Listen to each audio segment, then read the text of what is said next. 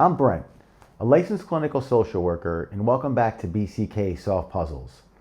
Today, we're talking about third spaces, those informal, low-pressure places that are neither home, which is your first space, nor work, second space.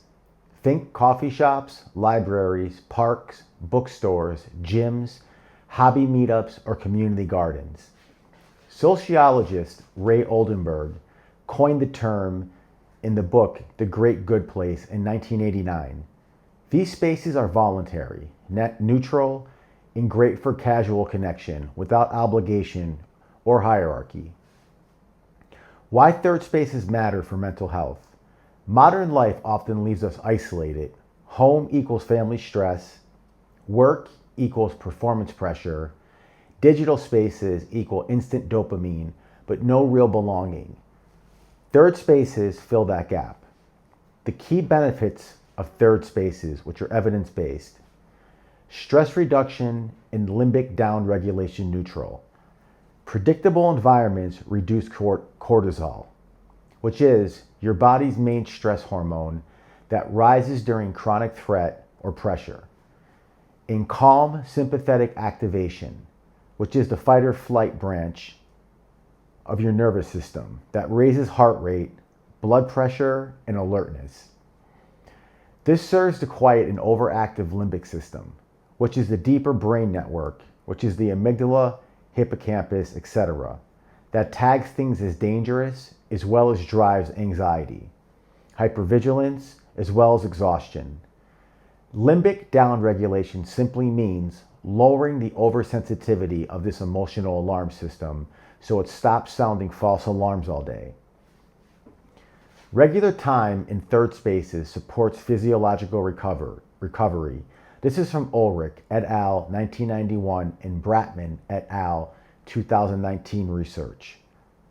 Social belonging without high stakes, repeated casual interactions, seeing the same barista or fellow gym goer, this builds social capital. A sense of I belong here without requiring deep vulnerability. This is especially powerful when someone feels weird or socially self-conscious. Metacognition, which is constantly watching myself.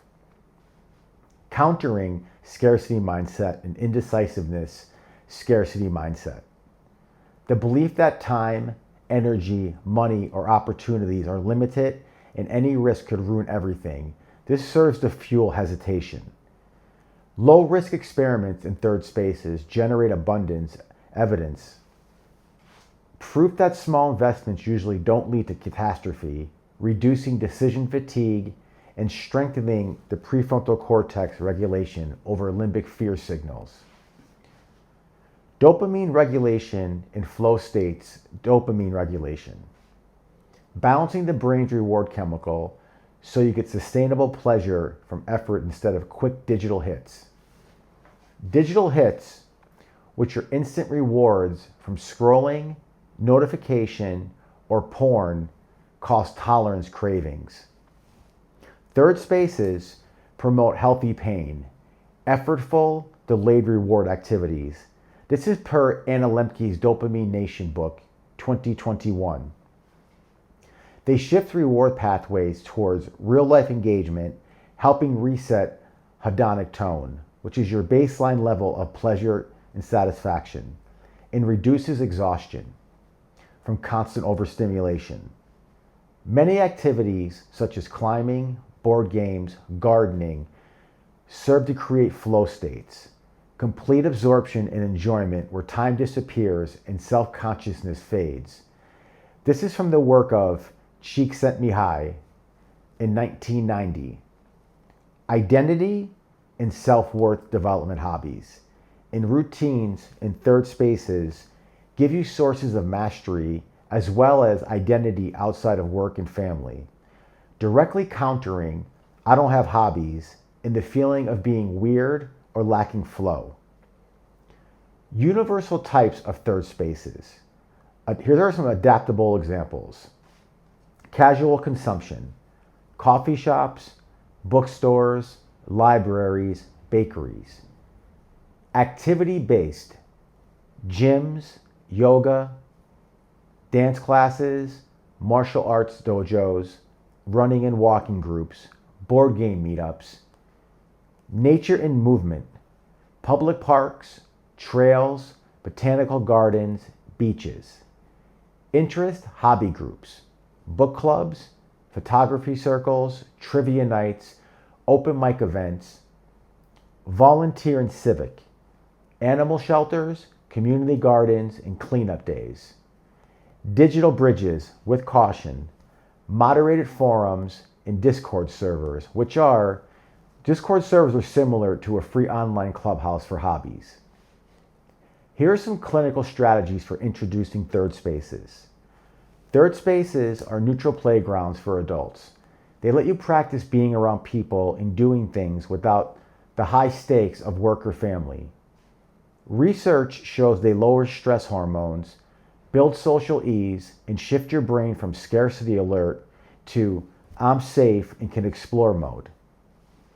MI, or motivational interviewing style exploration, elicit change talk. Motivational interviewing, MI, is a collaborative, person-centered counseling approach that helps people explore and strengthen their own internal motivation for change rather than being told what to do. Elicit change talk means asking open-ended questions to draw out the person's own reasons and desires for change, instead of arguing or persuading or trying to persuade them. Here are some examples. What would it be like if you had one place outside of home and work where you could just show up and feel a little more at ease? Another one. What's one small thing you've been curious about trying that doesn't feel like a big commitment? If you could design a perfect low-pressure spot to practice, flow, or meet people casually, what would this look like? Reflect any emerging desire. This is reflection. It sounds like part of you really wants a space where you're not watching yourself so closely. Also, addressing scarcity, indecisiveness barriers, frame experiments as abundance data collection. This isn't spending resources, it's gathering evidence that small risks usually don't lead to ruin. Use CPT, cognitive processing therapy, which is a structured, evidence-based therapy that helps people identify and challenge stuck points. Stuck points are rigid, unhelpful beliefs about events or trauma that keeps them emotionally trapped. To reframe beliefs, such as trying new things, waste time, money, energy, I might need later, by generating disconfirming evidence after such experiments. Start micro, start small. Go to a cafe for about 20 minutes and just sit with a drink, no goal other than observing. Dopamine and behavioral activation tie in behavioral activation. A core CBT, cognitive behavioral therapy strategy, that intentionally increases engagement in meaningful, pleasurable, or value-driven activities to improve mood as well as break avoidance or withdrawal cycles. CBT stands for cognitive behavioral therapy. Think of it as a practical toolkit for your brain.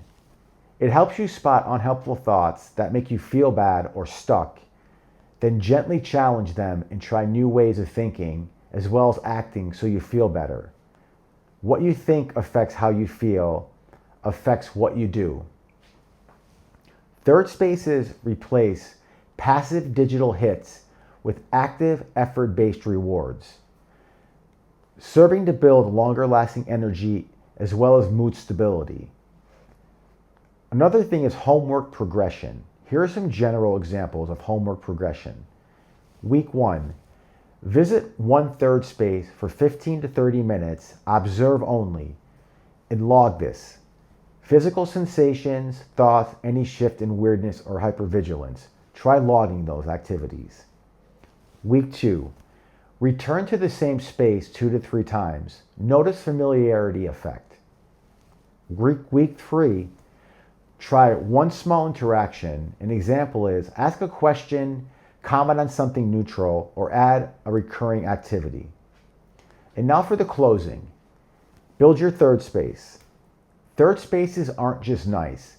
They're powerful tools for stress reduction, belonging, and rewiring your brain toward abundance and flow. And please remember, this is educational, not therapy. Please consult a professional for personal concerns. Have you felt this resonate? If you have, share your favorite third space below. Hit like, subscribe, hit the bell, and please call 988 if you're in crisis. And next, another mind puzzle. Stay tuned, stay balanced, stay clear, and I'll see you soon.